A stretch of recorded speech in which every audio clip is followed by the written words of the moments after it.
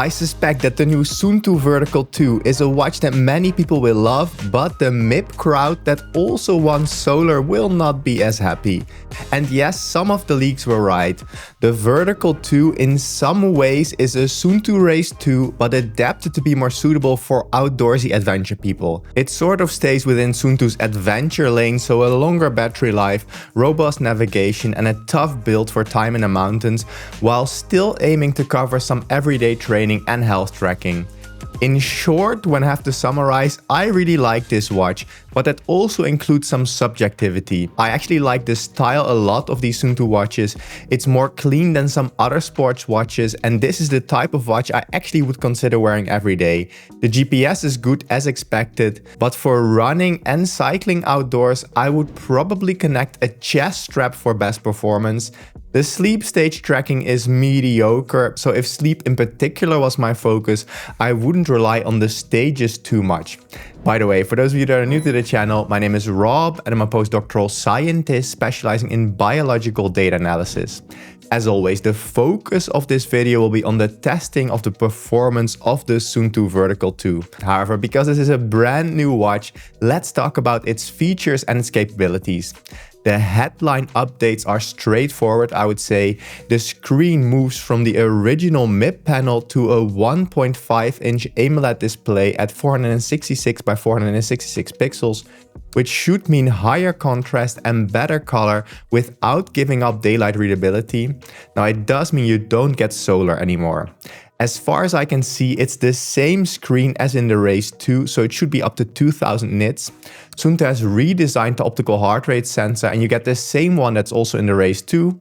Also, compared to the Vertical 1, there's a faster processor now with more memory behind the scenes, so the interface is snappier and it should also be able to handle future updates. Also new is that there's now a new built-in flashlight in the bezel with adjustable brightness, a red light option and SOS or pulse modes for safety. Suunto's battery claims for the Vertical 2 are up to 65 hours of GPS tracking in the most accurate dual band mode and up to 20 days of smartwatch use without exercising. The watch continues to offer free detailed offline maps on the wrist and in the Suunto app. And it also adds climb guidance, which basically gives you real-time elevation profiles and also color-coded sections with advanced notices for upcoming climbs and descents. Also important, you should be able to swap your routes mid-activity without stopping the recording. That's something I really like. Now, you can get the Vertical 2 in two materials, so stainless steel like this one or titanium. Both of these have the sapphire crystal glass, 100 meter water resistance, touch input and 3 large physical buttons on the right side for reliable control with either wet hands or winter gloves. So with the Vertical 2 you actually don't get any rotating buttons like you got with the Race 2, so all navigation is by just pressing the buttons, which is really for wet hands or winter gloves, so making it easier to control in harder situations. Similar to the Race 2, you get 115 sports modes, weather and altitude tools, sunset and sunrise times. This I actually really like. You can see it clearly on the home screen, at least the one that I use. And the general broad ecosystem support that Suunto provides in their app, so many partner services like Strava, Komoot, Training Peaks and many more. Now, like I said, I really like this outdoor oriented watch and the watch faces, especially how clearly the sunrise and sunset are displayed on the home view, but that's very personal to me.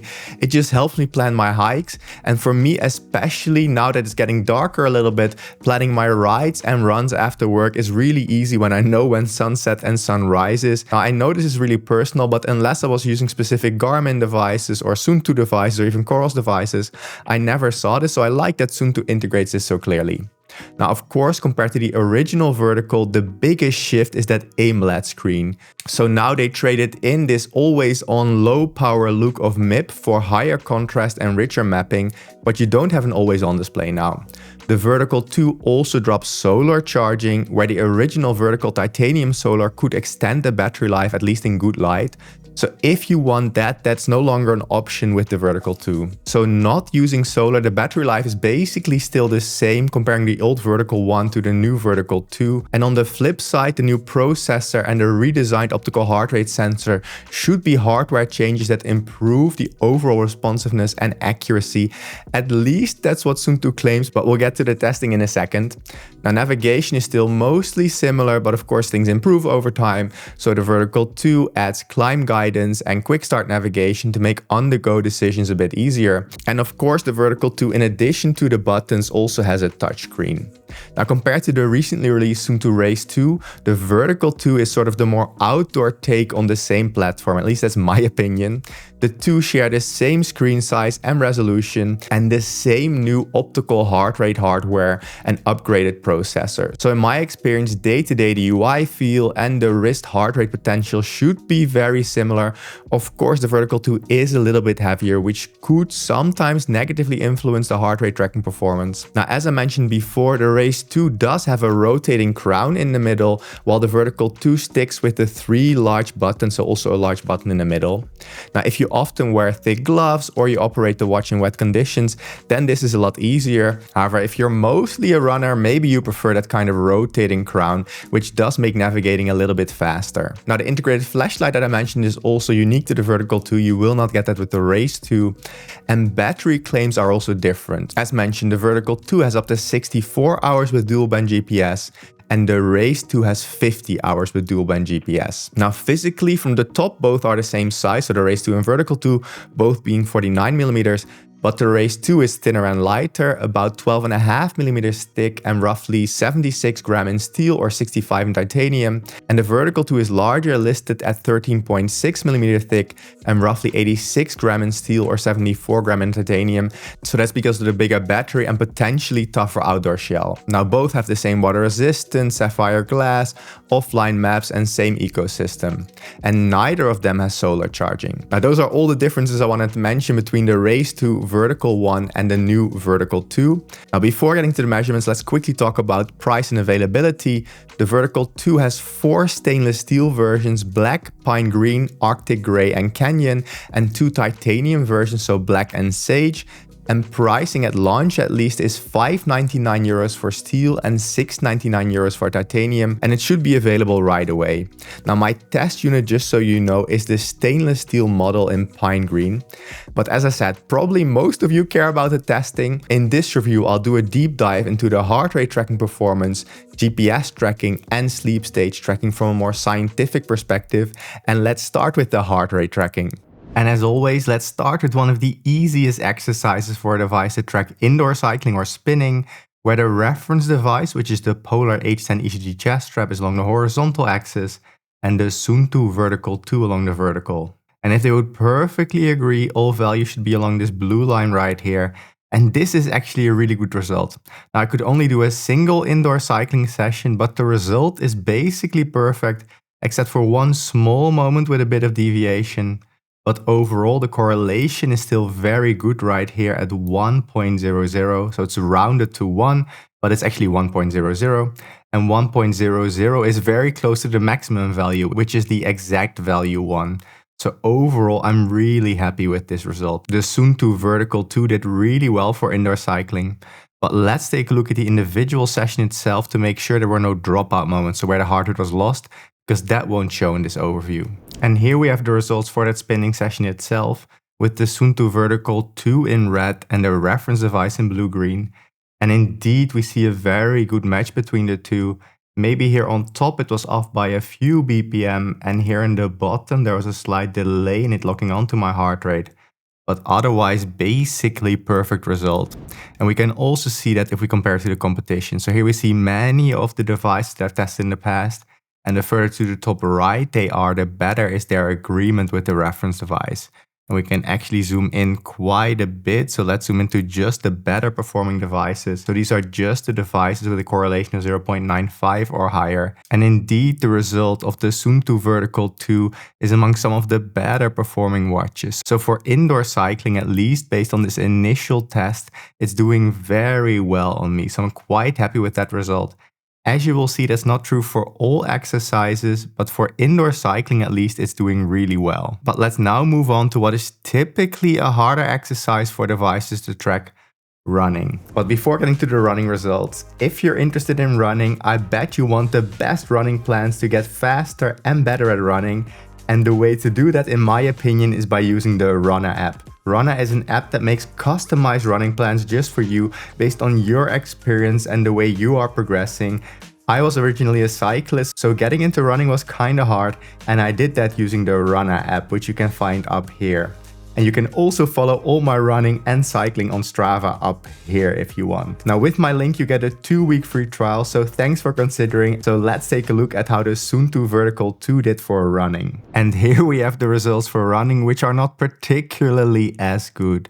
So we see quite some more deviation away from the blue line, and especially quite a few points here above the blue line, indicating that at least for one run, the Suunto Vertical 2 detected a too high heart rate.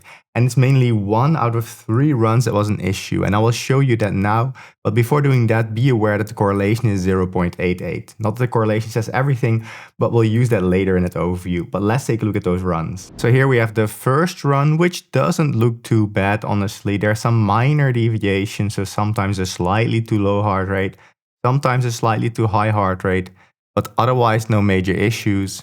The run that I did today was actually also not too bad. It somehow detected a slightly too low heart rate, around 150 or so BPM. I remember looking at the watch and seeing that the heart rate was a long time around 153, which is probably where it's at right here in red. Whereas the reference said 157, which makes sense that it was slightly too low sometimes. However, it's this middle run that I did a few days ago that was the major problem. For some reason, all of a sudden it started detecting a too high heart rate, and it only locked on roughly in the middle of the run.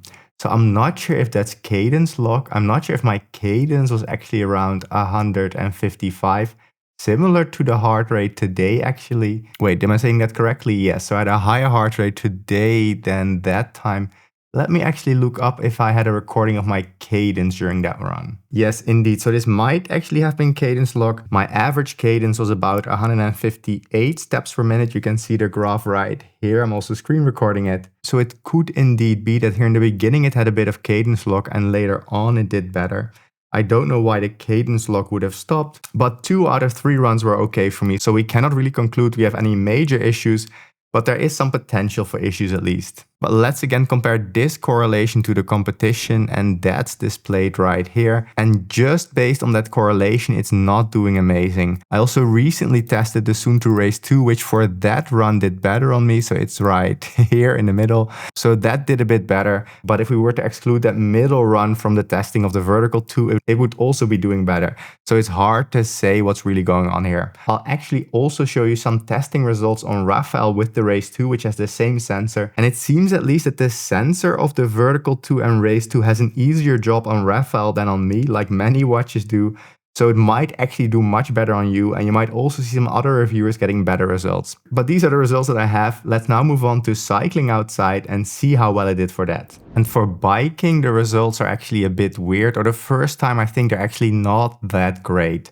The correlation is even lower at 0.84. But now there were many rides for which I had a problem, so there's quite a few points below the blue line right here. And I can actually show you why that is based on the individual rides. And here we have the first bike ride, which isn't terrible, but most of the time it detected a too low heart rate. So it was always slightly too low. However, for instance, this bike ride is just really bad. It wasn't able to detect my heart rate most of the time. This was only a 50-minute ride though. This one also wasn't that great. For this longer bike ride, it actually did quite okay most of the time. It only struggled here in the beginning, and twice there was some delay in picking up on an increase in heart rate. So right here, and actually also right here, didn't fully detect all the details. And for other bike rides, it's mostly the same. Sometimes it's quite okay, like here, and sometimes it's sort of in between. For some of the ride, it's not great. For some of the ride, it's pretty good. But Raphael actually had much better results. So he did even more rides, but this is with the Race 2. So the same sensor, but a bit lighter. But I just want to show you that the same sensor can do better on other people. So this bike ride for Raphael looks really good. This bike ride also looks really good. Here it misses some of the details, but is still pretty okay. Here it also misses some details, but definitely isn't as bad as on me. Here it looks really good. Here's one ride where it did struggle. Then again, here it's pretty good. So it's pretty clear that this new sensor of Suunto is better than the old one was on me. but it still struggles more than some other devices. And this new sensor in general seems to struggle a bit more on me than for instance on Rafael. So that also shows you that you want to watch multiple reviewers and multiple data sets, and none of them have the truth because you're not going to be sure how it's going to do on you, but all those reviews together are going to give you a general impression. So also watch Matt Legrand, Desfit, Chase the Summer, DC Rainmaker, all of them, and you'll get a good impression of the performance of the Vertical 2. And talking about performance, let's see how, for me at least, this compared to the competition. So let's take a look. If we base it purely on correlation for biking outside, the Suunto Vertical 2 ends up somewhere in the middle. So definitely not good, also not the worst I've ever tested. For instance, the Race S did a lot worse, so they've definitely improved. And I expect that for many of you, it will do better than on me because most sensors for some reason struggle a lot more on my wrist than that of many other people. So in some ways, I'm a good test subject because I delineate the watches more, but I'm maybe not always representative for the best performance you can get out of these devices. But talking about that, let's move on to the next exercise, weightlifting. And for weightlifting, we get an okay-ish result. There are quite a few points close to the blue line, but as expected, in the higher heart rate range, there's quite a few points below the blue line. And to me, that indicates that likely during the peaks in my heart rate, it wasn't able to detect my heart rate correctly. But let's take a look at those sessions. I did one session of back and biceps and one session of chest and triceps. So we get both of those. Let's take a look. And indeed, as we suspected, or at least I suspected it, and I think by now regular viewers will also know it, we can indeed see that most peaks in my heart rate were not correctly detected. So the reference has these peaks in blue-green, and the red heart rate wasn't able to keep up of the Vertical 2. And we see the same for the second session. But that's basically true for every device out there, except potentially the Apple Watch in some situations.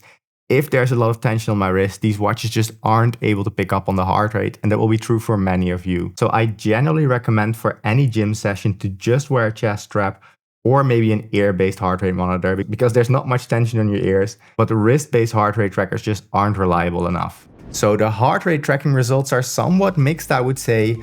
For indoor cycling, at least for that one session, it did really well on me. For running, 2 out of 3 were pretty good, but 1 wasn't great. And for outdoor cycling, it just didn't do well on me. However, the same sensor seems to have a much easier job on Rafael than on me. So in some way, my results might be an extreme in that sense. So it might actually do better on you, but I'd still generally recommend pairing a chest strap with the Suunto Vertical 2 for the most reliable heart rate tracking. But what about other metrics like sleep tracking? Is it any good at that? Well, of course we'll also do that test, and we'll do that by comparing the sleep stages as measured by the Suunto Vertical 2 against the Z-Max EEG headband, which is a headband that can actually measure my brain waves and was specifically designed for sleep tracking and is used in several scientific studies. It's not perfect, but good enough to give us a general impression of the performance of this device. But before moving to the sleep tracking results, running this channel next to my full-time job as a scientist is not cheap or easy. I have to, for instance, pay my editor Alex, buy camera gear, and buy a lot of smartwatches. So if you want to support me, there's multiple ways of doing that. The most direct way of supporting the channel is by becoming a channel member, which gives you early access to some of my videos, and it's basically like Patreon on YouTube. Or by using any of my affiliate links in the description below, you'll also support the channel, and in most cases you'll get the best discount possible on the product you like. And if you buy anything at all on Amazon, if you first click my link, I get a small commission and it doesn't cost you any extra. So if some of you are willing to bookmark that link and use it before any Amazon purchase, that would be greatly appreciated. I think it's Command D on a Mac or Control D on a Windows PC. But let's get back to the results and let's take a look at sleep stage tracking. And here we have an overview of the sleep stage tracking results, with on top the sleep stages as recorded by the EEG reference, and on the left the sleep stages as recorded by the Suunto Vertical 2. And if they would perfectly agree, all values along the diagonal here in yellow should be 100%. Now, first of all, deep sleep agreement isn't great at about 50%, and almost the same amount of what the reference said was deep sleep was instead detected as light sleep by the Vertical 2. Light sleep agreement is actually pretty okay at close to 80%, with any confusion being with deep sleep and REM sleep. And REM sleep agreement is also not good at about 51%, similar to the deep sleep agreement. So there's quite a bit of confusion, and most of it is with light sleep. Let me actually show you 1 or 2 example nights. And I actually wanted to share this night as an example night because it was a bit of a weird night. And that made it interesting because it was a bit harder to track. So on top we have the reference device and on the bottom the vertical 2. Now I should note that this small deep sleep segment right here detected by the reference is actually wrong. I don't know why it did that. It's only 1 epoch, so not really a major problem, but it just had this weird result. But I was actually having trouble falling asleep. Whereas the Suunto vertical 2 immediately detected me as being asleep. I actually needed some time to fall asleep. I know you're not interested why, but it was basically because my upstairs neighbor had been playing piano for 3 nights in a row and I just wanted to rest in my apartment. But anyway, I did fall asleep at some point and I had several deep sleep segments. I would say 4 main segments, and 3 of these were detected by the vertical 2, so that's good. But it did detect me falling asleep earlier than I did, so there it went wrong a little bit. And if we look at REM sleep, we also only see partial agreement. It detected some extra REM sleep here in the beginning of the night. The other segments somewhat match, but it missed this segment here near the end. So it's just okay at best, I would say. Or we can actually compare this performance to that of many other devices out there. And here we have an overview of the sleep stage tracking results of many devices I've tested in the past, where the better device agreed with the reference, the more to the top right it is. And the Suunto vertical 2 is right here. So it's definitely not doing amazing, also not terrible. A lot of Chinese devices are doing worse. But the Suunto is somewhere roughly in a region with Garmin and Polar devices. So it's really not doing amazing. Also not the absolute worst, as I said, but there are better devices out there. So far, consistently, 4 brands have done the best in my testing. There are different Apple devices which tend to do really well. There's also the Oura Ring, which tends to have pretty good sleep stage tracking. There's the Nukwa or Sleep 2 app. And finally, there's the 8 Sleep Pod. I'm now using the 8 Sleep Pod 5 Ultra. Now, the 8 Sleep Pod is my favorite sleep improvement device. So in addition to tracking your sleep, it can also improve my sleep at least. And the way it does that is by actively cooling and heating each side of the bed independently. So it's not a device that you wear on your body. It's actually something you put around your mattress that can heat and cool each side of the bed. So if your partner wants a hotter or cooler bed than you can set each of your temperatures to your preference. And to me, this has been a godsend to sleep better, especially in summer. But I also like to get in bed in winter and have the bed already be heated up. And in addition to that, it has great sleep stage tracking, but it can also track things like your resting heart rate, your heart rate variability, how much you snore. It's really my favorite sleep improvement device, and it's also really expensive. So if you want the best discount possible, use my affiliate link up here or down here, and you'll be supporting the channel at the same time. But getting back to the sleep stage tracking results, as I said, the Suunto vertical 2 is mediocre, I would say. I would trust the total time spent asleep, most of the time at least, and my total time in bed, and maybe also things like my resting heart rate, but I wouldn't trust the particular sleep stages that you get. So those are the sleep stage tracking results. Those weren't amazing, but in line with competitors like Garmin and Coros, so you're not getting a worse or better experience with those 2 brands. But let's now move on to another important test, GPS tracking.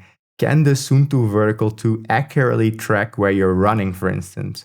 So what I did for that test is run in a circle many times and see if we get a consistent GPS track. So let's take a look. And here we have that run that I did. And what we're looking for is consistency between the signals. So I tried to run in the exact same place. There will sometimes be a little bit of deviation, but I mostly tried to stick to the same route each circle. And as you can see, the results look pretty decent. They're not perfect, but the lines are relatively straight and also relatively close together. There's one moment right here where it had a bit of deviation, so I'm not sure what's going on right here. But otherwise, all of the time it was quite close together. And especially in this area right here, many devices struggle, but that doesn't appear to be the case for the Suunto vertical 2.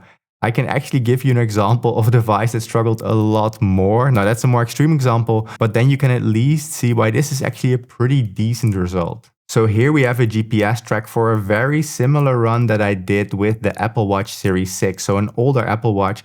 So I wanted to see how an Apple Watch that had been gathering dust was performing. Actually, that full review is coming out soon. We'll be doing more GPS testing, heart rate testing, a lot more interesting stuff. But for this single run that I wanted to show you as an example, you can see that on this side of the circle I was running, it was actually doing quite okay. But then on the other side, when it's getting closer to the wall of this building right here, which is quite high, it just starts to struggle a lot. So you can see that it's much harder to get a good GPS tracking signal on this side than on this side. But that's much less the case for the Vertical 2. Now, of course, I'm taking an extreme example here, but I just wanted to show you that many devices actually struggle on this side, and that doesn't appear to be the case for the Vertical 2. And of course, I was using the best accuracy with dual frequency GPS. So overall, for the GPS tracking performance, I'm pretty satisfied. So that was a lot of information and a lot of testing of the new Suunto Vertical 2. But what's my overall conclusion? Well, I actually really enjoyed using this device, and that's a weird thing that's very subjective, and I try to stay away from subjective things on this channel. However, I just really like the new Suunto Race 2 and Suunto Vertical 2 just from the way they look, feel and handle. And I think that's just because I appreciated the design of this whole thing. But from a more objective perspective, the heart rate tracking was a bit mixed. I was happy with the indoor cycling. The outdoor cycling really wasn't very good on me, but as I showed, the same sensor might do better on other people. And running gave some mixed results as well. So I'm really curious also to hear about your experiences, but it isn't the best or worst sensor I've ever tested.